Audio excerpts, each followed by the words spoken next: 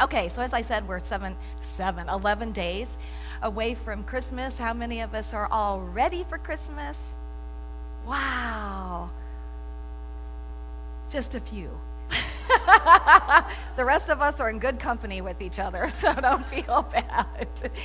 And obviously, as we're moving through the season, we're talking about the Christmas story. And in Unity, we see the Bible as this wonderful arrangement of books and ideas that authors were trying to present to us so that we could live our best life, so that it would raise our consciousness. And I have to tell you, I was blessed last night. Miss Dottie Jocelyn invited me to the Christmas Symphony, and I'd never actually experienced the symphony, and it was amazing. And one of the things that they did was they presented music from around the world. And so, before each song, they told about what the customs were in Spain, Germany, and in Russia. And I got to thinking about, I remember going on this house tour one time, and at this one house, these people collected the manger scenes, the creche, and I was struck at how many Jesuses were not the white Jesus with the blue eyes and the dark hair. And that, there was like one, from Eskimos, and the baby Jesus was an Eskimo, and there was one from China and Native American. And it really has made me step back and say, wow, I'm just going to say it, religion can be so arrogant in thinking that our story is the right story. And Jesus was this white male with blue eyes and dark hair, when in reality, just like the authors were, this is about the birthing of the Christ consciousness. That's what this whole story is about, the birthing of the Christ consciousness. So last week, what was talked about was Mary, and that we're doing Mary and Joseph for these 2 weeks. And Mary, what Mary means is the soul that magnifies the Lord daily in the temple. And Mary prepared the manger with love. And it was based on the first great commandment, the only great commandment, love the Lord your God with all your soul, all your strength, all your mind, and all of your heart. And Mary, she was actually dedicated to the temple when she was 13 years old. And so she just spent the majority of her days in just being in love with God and with all of God's creation. So the way that we do that, love the Lord our God with all our heart, soul, mind, and strength, is to love ourselves and to love other people. And that's a huge call, isn't it? Like, that's a really huge call. Because how many of us, and I'm not going to ask for a raise of hands, can say that we fully love ourselves, and how many of us can say that we truly love all people? It's a big call. But that is a highly important step in bringing forth this Christ consciousness, is to day by day move more into that experience. So what I want to share with you today is about Joseph, and I'm going to share from a couple of different places. One is a little reading called Christmas Imaginings by Reverend Kathy Nizer, and then I'm also pulling some things in from Dr. Roger Teal. And so what I'm going to share with you right now is this possibly could be from Joseph's perspective, the experience from his perspective. So just imagine that I'm Joseph. And I think you'll probably relate to some of this. Sooner or later, you realize that the life you plan and the life you lead are totally different. Do we already say amen?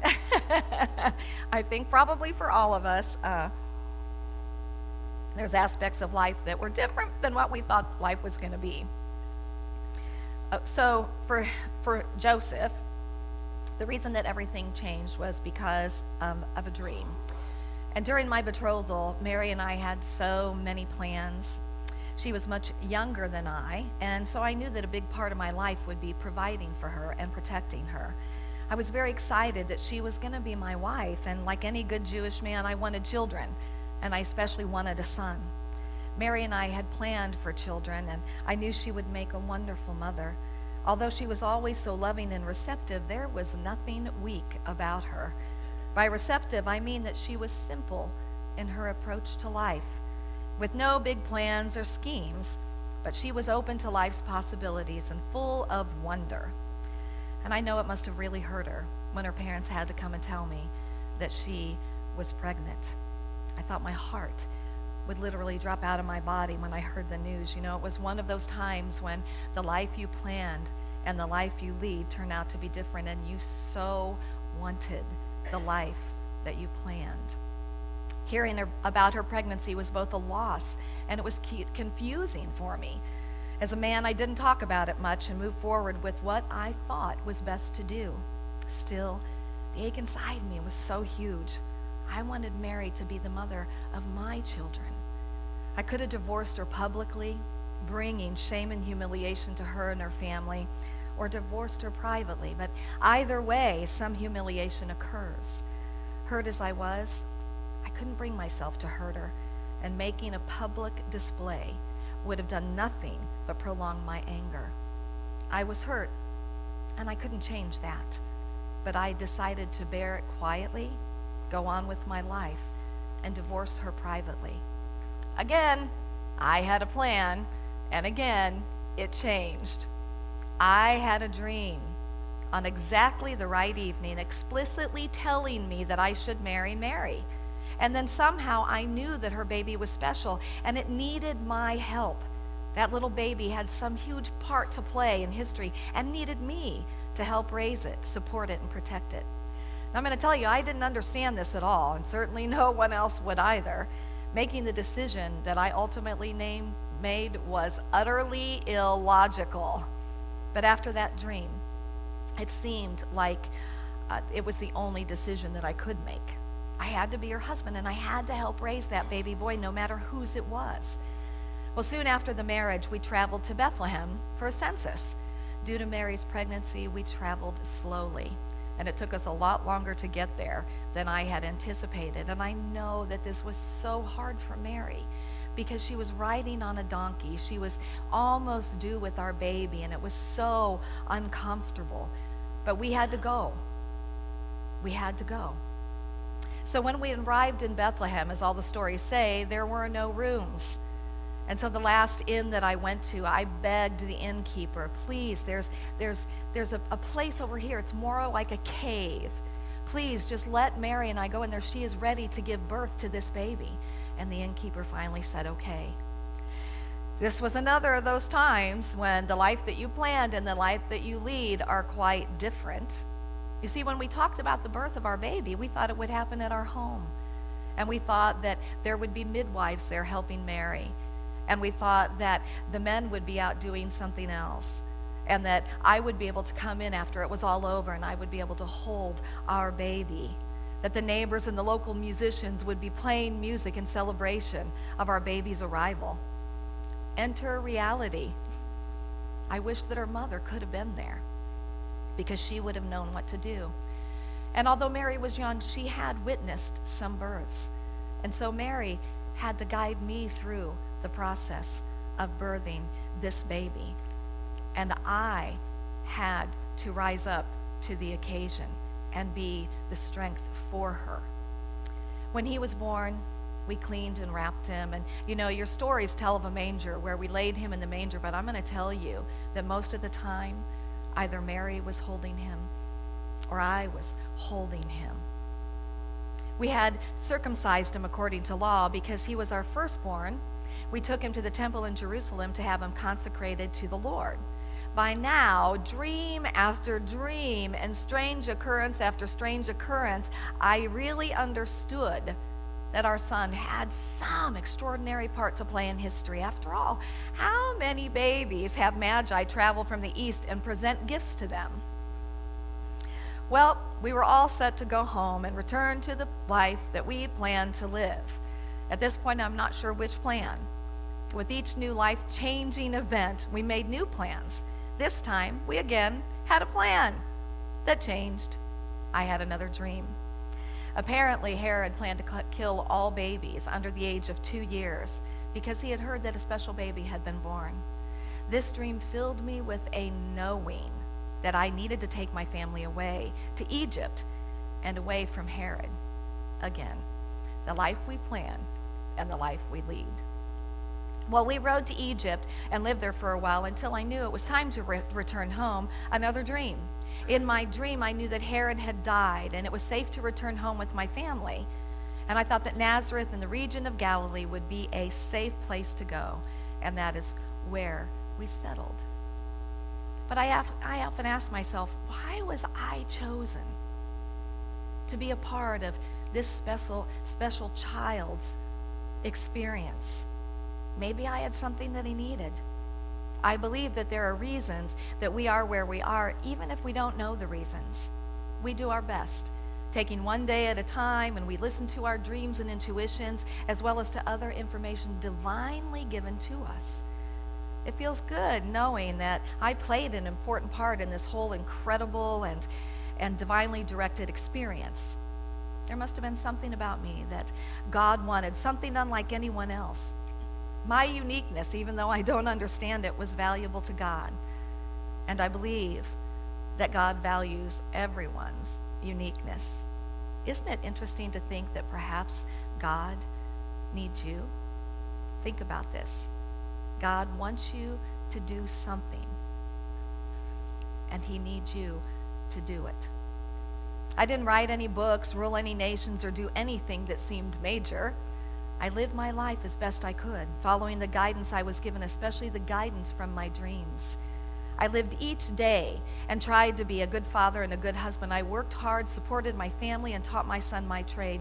I lived my life the best that I could, and that, I think, is especially what God needed me to do.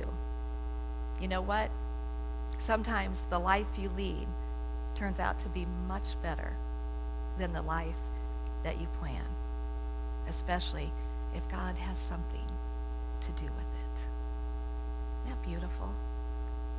You know, in this whole story and you know, throughout the Bible, it talks about angels coming in dreams, and angels in unity represent those divine higher ideas that are speaking to us in ways that are uncommon.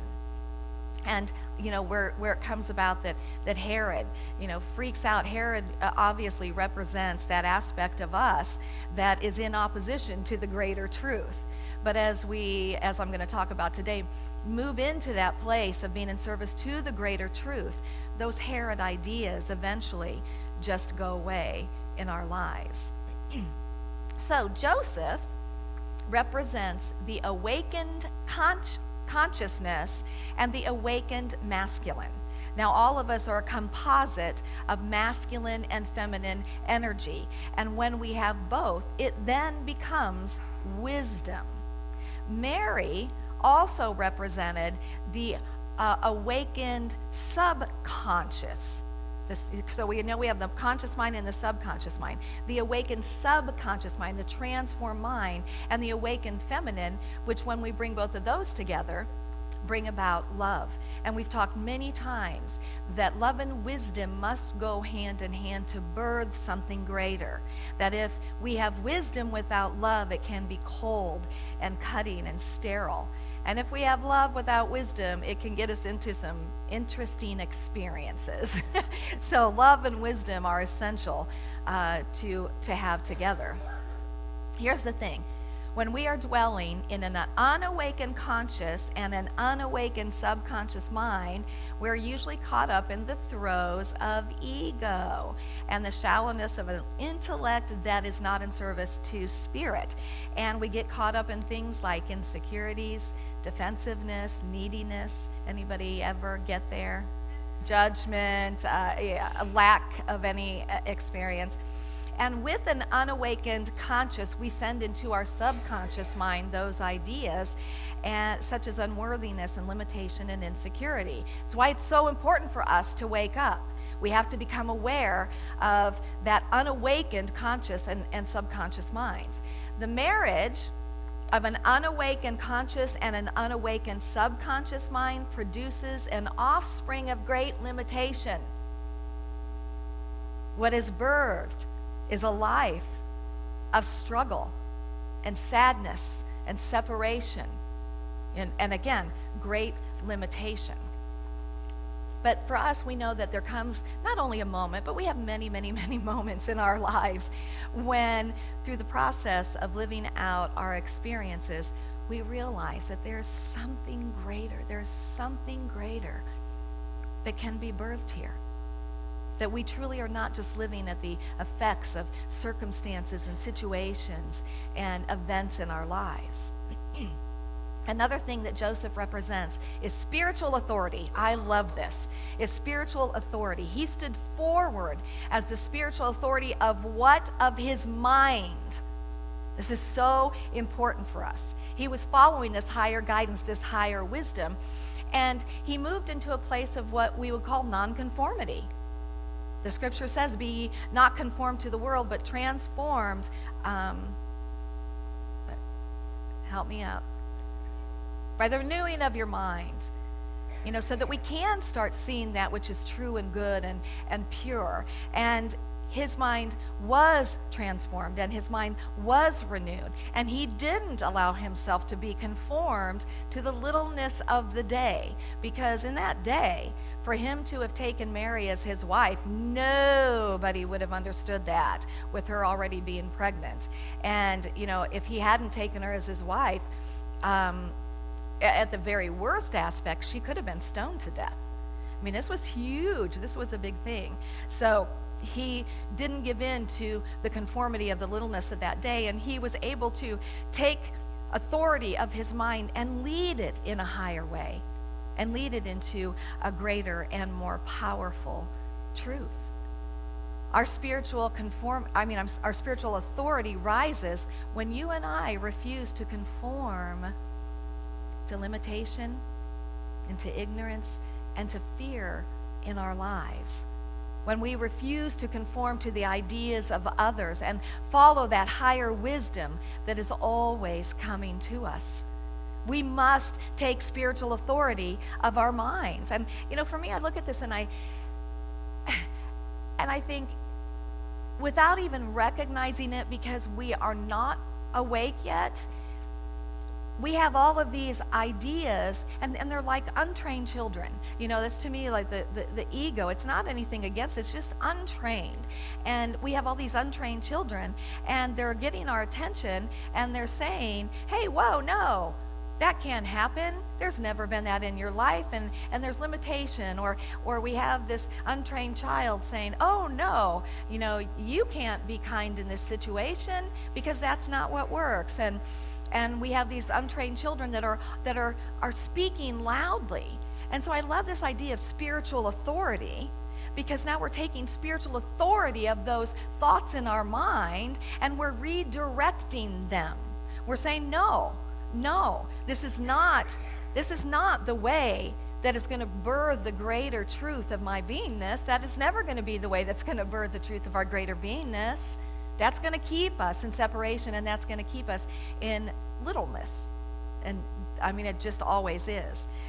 Joseph also was in service. He not only had spiritual authority over his thoughts, but he was in service to the greater truth, to the greater reality.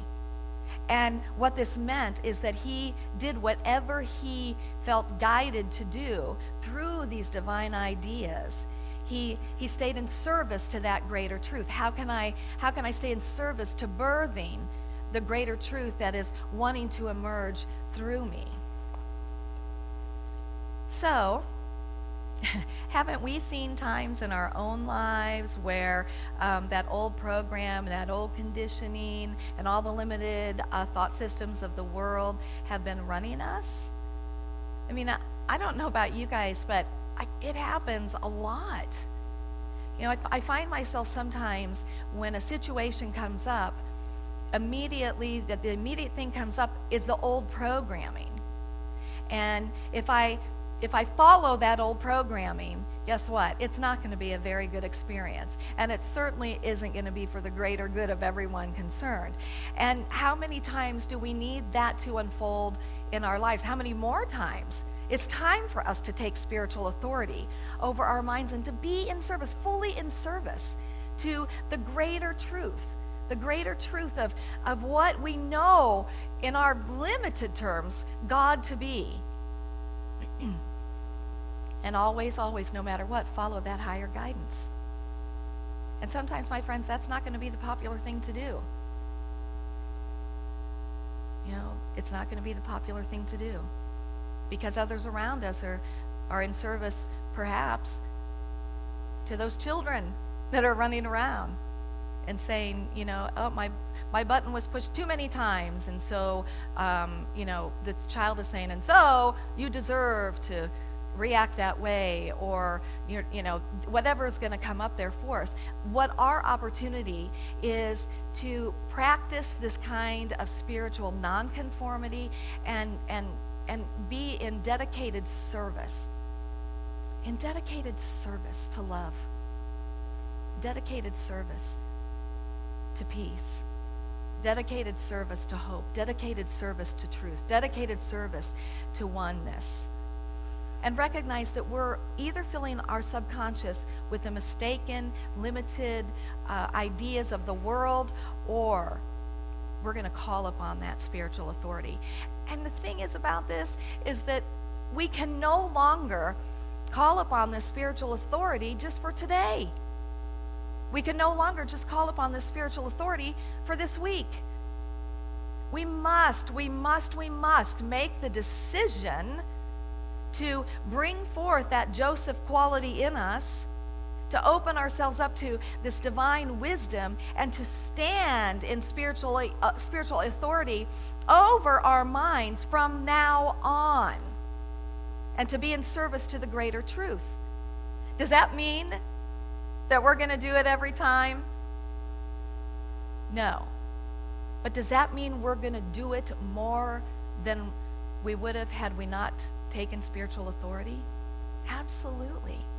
And again, my friends, if we want to see things around us change, if we want to see the world change, if we want to see our home environment change, if we want to see our work environment change, if we want to see when we're out in our community change, we cannot wait for someone else to do that or to be that change. We have to be the change that we want to see in this world. You and I. We don't have to be trapped in our old former ways. So how do we do this? What is a practical application to how do we do this? And the first thing I'm going to say to you is wake up. Wake up. You know, Joseph woke up. He woke up. And we must wake up and make the choice every day. And you know, some of the questions I thought that I would ask myself in any situation that I'm in is, am I in service to love in this situation? Am I in service to the greater truth in this situation? Or am I in service to my ego? Am I in service to some limited idea? What am I in service to this day? You know, whom shall you serve? For me and my house, we shall serve the Lord. For me and my house, we shall serve the greater truth. This is our house right here. This is the temple. And simply to ask those questions. Am I in service? What am I in service to? And the thing is, I want to tell you is that it doesn't matter what situation you might find yourself in, what situation you might find family and friends in, what is coming up in your life.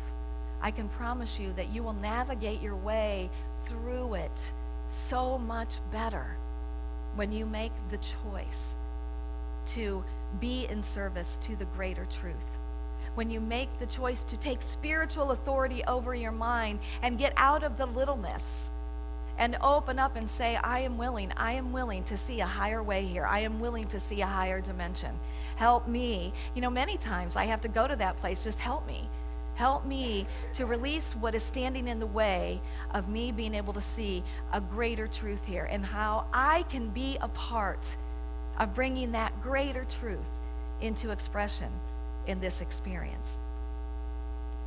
And you will never regret that. Ever, ever, ever, ever regret that. I have seen it in my own life. I have seen it in the lives of others. And we step back sometimes and we go, God, it was a miracle. Well, the miracle was you. The miracle is you and your choice to birth the Christ. This isn't something that we just do at Christmas, my friends. This is something that we make the commitment to do every day of our lives. And when more and more of us, and I know you hear this a lot, but I think we all need to hear it, when more and more of us stand in that, it becomes this wonderful energy that draws more of its kind to it, until before we know it, it's that tipping point where we start to experience that more and more in our daily lives, and we start to see it show up in the world. Who's it start with? Yeah, it starts right here with me. And I want you to notice, when you pointed to me, where'd you point? To your heart. This is where it starts, my friend, right here in your heart. So, Merry Christmas. So I'm your homework this week, if you choose to accept it, is to walk out of this place and to have made that commitment in yourself and to ask yourselves those questions. Am I being in service to the greater truth? Am I being in service to love? It will change everything. It will change everything in your life. And I say to you, namaste. Namaste.